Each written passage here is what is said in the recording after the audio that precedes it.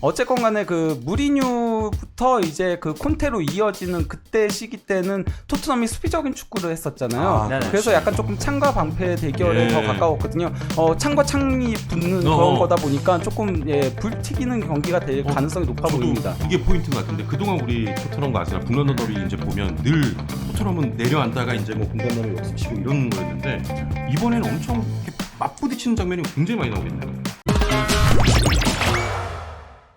아스널 이야기를 좀 해볼까 합니다. 사실 아스널은 이제 웨드고르 인터뷰 그리고 이어서 이제 손흥민 인터뷰 전해드릴 텐데 일단은 아스널 아까도 좀 말씀하셨지만 오랜만에 챔스 복귀해서 정말 좋은 경기를 펼쳤기 때문에 지금 이제 사실 북런던 더비의 변수가 아스널의 챔피언스 리그라고 좀 꼽긴 했었는데 이 정도면 진짜 관리도 잘 된 것 같아요. 그렇죠. 뭐 어떻게 보셨어요? 전반전에만 3골을 넣으면서 그래서 이른 시간에 주축 선수들을 빼기도 했죠. 거기다가 이제 제수도 골맛을 봤고 그리고 트로사르도 아스널 이적해가지고 처음으로 선발 출전해서 골 넣었고 거기다가 또 이제 하베르츠도 조금은 이전보다는 맞아 나가는 모습들을 보여주면서 아르테타 감독도 이제 경기 끝나고 나서 인터뷰에서 그런 얘기를 했더라고요. 하베르츠한테 두 가지 역할을 맡겼는데 굉장히 까다로운 역할이었는데도 굉장히 잘 수행해줬다라고 그렇게 얘기도 하더라고요. 그러니까 아스날이 그러니까 토트넘 입장에서는 아스날의 경기력이 초반에 사실은 약간 좀 안 풀리는 것도 있었어요. 맞아요. 근데 점점 올라와서 사실은 이번 시즌에 있었던 경기들 중에 가장 시원시원하고 좋았거든요.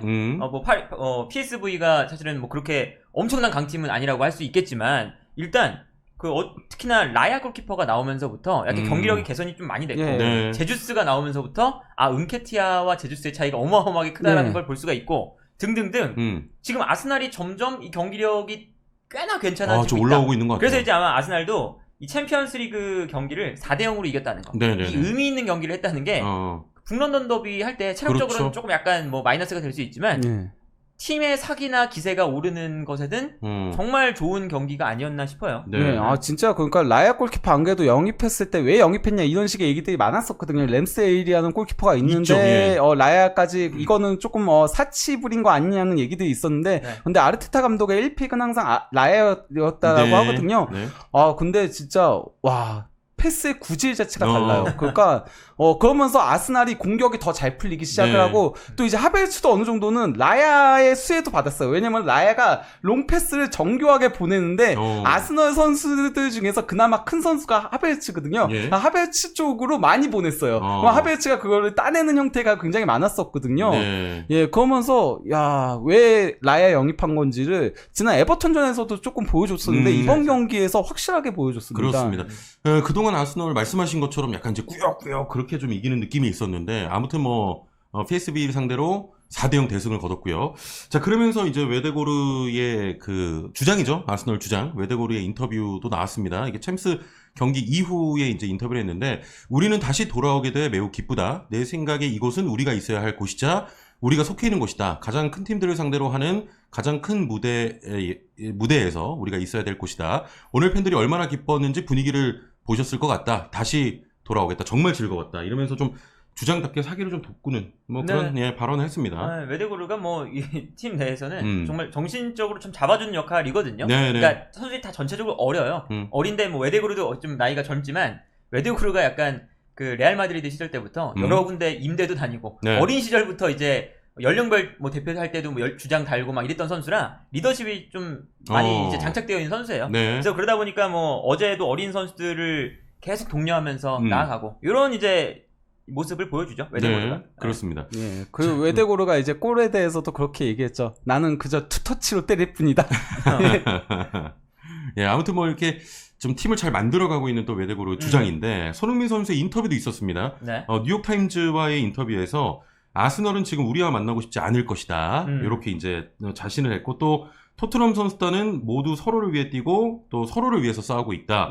팀원들 모두 현재의 분위기 또 현재의 흐름에 기뻐하고 있고 이런 분위기가 토트넘을 더 강하게 만든다. 이러면서 또 이런 걸 또 불타오르게 한 것 같아요. 지금 양팀 모두 그러니까 사기가 굉장히 올라온 상태에서 붙는 거거든요. 그러니까 사실 지난 시즌까지는 분위기가 그렇게 좋지 못했잖아요. 이거는 이제 그 손흥민 선수가 직접 이제 그 팬포럼 어제 나왔을 때 그때 이제 인터뷰 인터뷰할 때도 한 얘기예요. 뭐라고 했냐면은 안 그래도 그 당일에 본인이 도핑 테스트를 받았대요. 근데 이제 작년에 이제 도핑 테스트를 왔던 그 직원이 와가지고 하면서 지금 토트넘 분위기가 굉장히 달라졌다.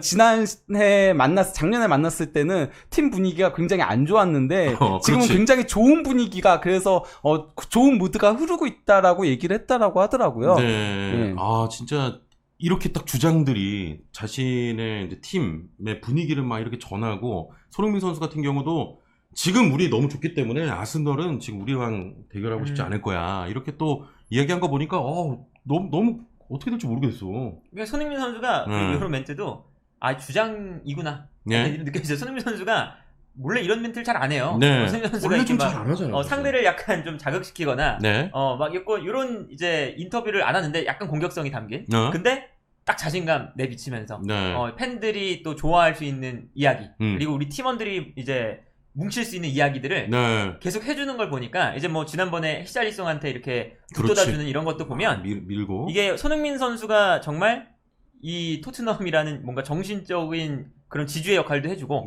리더십도 참 이번 시즌에 손흥민 선수가 과연 괜찮을까? 이런 이제 분명 의심의 눈초리가 있었어요. 아무래도 로메로나 이렇게 약간 불같이 화를 내는 선수들이 좀 해야 되지 않을까? 이런 게 있었는데 손흥민 선수가 너무나 지금 주장 역할을 잘해주고 있다. 네네네. 예, 근데 뭐 이제 팬포럼에서 다양한 얘기들이 좀 있긴 했었거든요. 그러니까 뭐 손흥민 선수 주장 완장 창고에 대해서도 언제 알게 됐냐 이렇게 얘기하니까 손흥민 선수가 당일에 바로 놀랐다며. 그냥 바로 그 시점에 얘기 들었다라고 하고 또 이제 포스테코글루 감독이 거기에 대해서는 이미 손흥민 주장을 주는 거는 너무나도 쉬운 선택이었고 이미 예전부터 생각을 하고 있었지만은 약간 조금 우스갯소리로 손흥민이 갑작스러운 이런 돌발 상황에 어떻게 대응하는지 그런 걸 보고 싶었다. 주장이라면 주장이라면 그런 것도 할 줄 알아야 된다. 근데 너무 그래서 이제 손흥민 선수도 그런 얘기를 하다고 자기도 갑자기 들어가지고 나가서 연설 스피치를 해야 되는데 준비가 전혀 안 된 상태에서 스피치를 하다 보니까 박수만 20번을 치면서 얘기를 하다 내가 그러니까 우리 선수들 모두가 주장이고 뭐 막 이런 식으로 하는 거예요. 영상도 이제 많이 올라왔죠.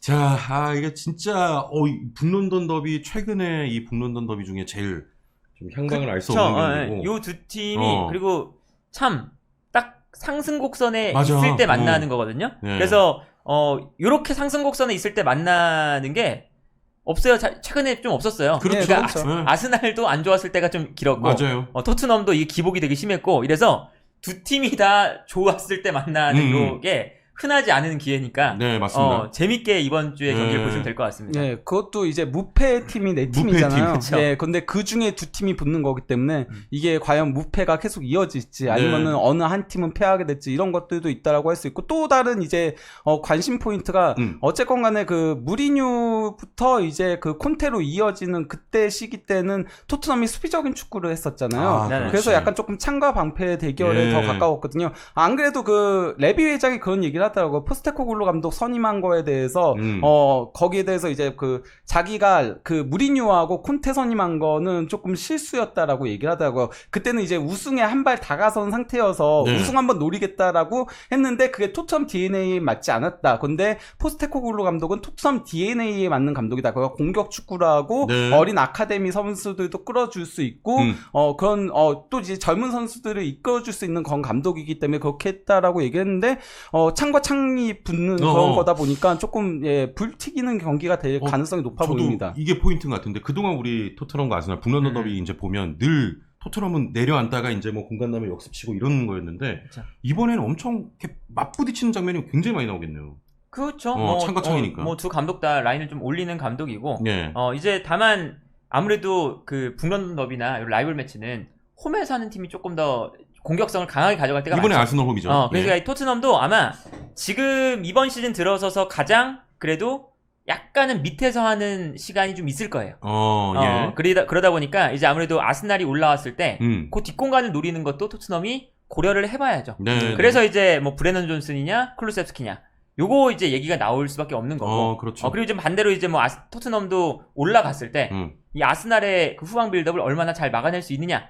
아스날이 사실은 뭐 그 후방 빌드업 이런 측면에서는 뭐 프리미어리그에서 가장 잘 짜여진 팀이니까 토트넘의 전방 압박도 통할 거냐. 요것도 이제 또 포인트 중에 하나고. 그렇습니다. 여러 가지 이제 포인트가 있으니까 네. 이번 주 일요일 밤 10시입니다. 그렇죠. 예. 많이 기대해 주시고. 아스널 상대로도 포스테코글루의 축구가 통할지를 보는 것도 관심사라고 할 수 그렇죠. 있죠. 예. 왜냐면은 지금까지는 어쨌건 간에 그 상대 팀들의 이제 평균 순위가 가장 낮은 그게 토트넘이었거든요. 맞아요. 예. 그래서 이제 포스테코글루의 공격 축구가 제대로 보여줄 수 있었는데 그래도 팀적으로 조금 더 먼저 완성된 팀은 아스널이기 때문에 과연 이 팀 상대로도 포스테코글루의 그런 패스 축구 같은 것들이 제대로 구동될지 어떤 의미에서는 테스트와 같은 그렇죠. 경기가 될 수 있다라고 할 수 있죠. 네, 좋습니다. 이거 또 기대를 해주시고, 자, 이런 가운데 토트넘의 페리시치가 전방 십자인대 부상으로 수술을 받게 됐습니다. 토트넘 구단도 공식 홈페이지를 통해서 페리시치가 훈련 도중 오른쪽 무릎 전방 십자인대 부상으로 조만간 수술을 받을 예정이다. 수술을 마친 뒤엔 의료팀과 함께 재활 프로그램을 시작한다. 남은 시즌 결장할 것으로 보인다. 네. 이렇게 이제 공식적인 입장을 내놨습니다. 이거 좀 어떻게 보세요? 토트넘 입장에서. 저는 이거 좀 타격이 된다라고 생각을 합니다. 예. 왜냐면 페리시치가 이번 시즌에 교체 투입됐을 때 폼들이 상당히 좋기도 했었고요. 좋았어요. 예. 특히 이제 그 지난 경기 때 또 다른 공격 옵션을 조금 보여준 거나 마찬가지인 거거든요. 그러니까 케인이 어쨌건 떠나고 나서는 공중볼 옵션이 좀 사라진 상태였어요. 토트넘이. 네. 근데 이제 그 지난 경기 때 상대가 지쳤을 때 히샬리송을 넣고 페리시치를 넣어서 이제 롱킥에 이은 헤딩 옵션도 이제 있다라는 걸 보여준 건데 하필이면 페리시치가 부상을 당하게 되면은 이 옵션이 또 사라지게 되는 거거든요. 네. 또 하나의 공격 옵션인데 이 옵션이 좀 사라지게 됐습니다. 토트넘에게는 좀 타격이겠죠, 확실히. 그렇죠. 그러니까 이렇게 페리시치가 뭐 이제 뭐 주전으로 나온다 뭐 이런 건 아니지만 그렇죠. 교체로 나왔을 때 이게 그 토트넘의 지금 손흥민을 제외하면 공격 라인 중에서 가장 공격 포인트를 생산할 수 있는 능력이 있는 선수예요. 그러니까 그게 중요한 거죠. 페리시치가 뭐 한 골이 부족할 때 토트넘이 그렇죠. 뭐 무승부가 되고 있을 때 승리를 만들거나 지고 있을 때 무승부를 만들거나 진짜 한 골. 그거를 만들어줄 수 있는 선수거든요. 그리고 팀에는 그런 선수가 한 명쯤은 필요하죠. 그러니까 어떻게든 중간에 나와서 마무리를 짓는다거나 그런 역할을 해야 되는 선수인데 이 선수가 빠지면 사실은 토트넘이 뭐 당장 지난 주말에 있었던 경기 페리시치 없으면 졌습니다. 그러니까 그런 거 생각하면 이게 승점을 관리하거나 이제 경기를 이제 승점 1점이라도 더 딸 수 있는 그런 여지를 페리시치가 부상당하면 이게 당연히 줄어들 수밖에 없는 거니까 이게 타격은 생각보다는 클 거다. 그렇습니다. 자, 그리고 일단은 이게 이번 시즌 지금 시즌 아웃으로 좀 예상을 하고 있는데 이게 토트넘과의 계약이 내년 6월까지인 걸로 알고 있거든요. 그러면은 토트넘에서의 생활이 이렇게 정리가 될 수 있는 것 같은데. 그렇죠. 예. 그러니까 페리시치 선수 개인한테도 좀 안타까운 일이라고 할 수 있고 또 이제 토트넘도 겨울에 무조건 공격 자원 영입해야죠. 안 그래도 토트넘이 선수단 뎁스 자체는 좀 얇은 편이거든요. 물론 뭐 그게 유럽 대항전을 나가지 않으니까 이 정도도 굴릴 수 있다라고 할 수 있는데 페리시치가 빠지게 되면은 그러면 확실하게 줄어드는 거기 때문에 한 명 무조건 보강은 필요하다라고 할 수 있겠습니다. 네. 일단 뭐 토트넘도 당연히 이쪽 자원을 좀 보강을 해야 되는 상황인 거고요.